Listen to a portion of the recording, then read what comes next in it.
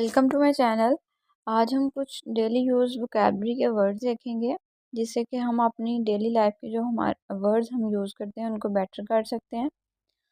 हमारे पास यहाँ पे कुछ वर्ड्स हैं जिनको हम देखते हैं और देखते हैं किस तरह से हम उनको अपनी डेली लाइफ में यूज़ कर सकते हैं।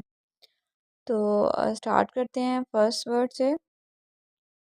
अगर किसी पर्सन को हमने ये कहना हो कि आप आराम करें तो हम उसके लिए वर्ड यूज़ करेंगे पैसिफाई।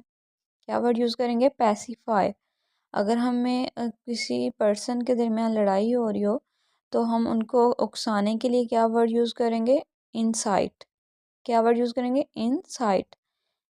अगर हम कोई खाना खा रहे हो या हमारे पास कोई फ्रूट हो और हमने ये कहना हो कि ये ग़िज़ाइयत से भरपूर है तो हम इसके लिए वर्ड यूज़ करेंगे न्यूट्रिशंस।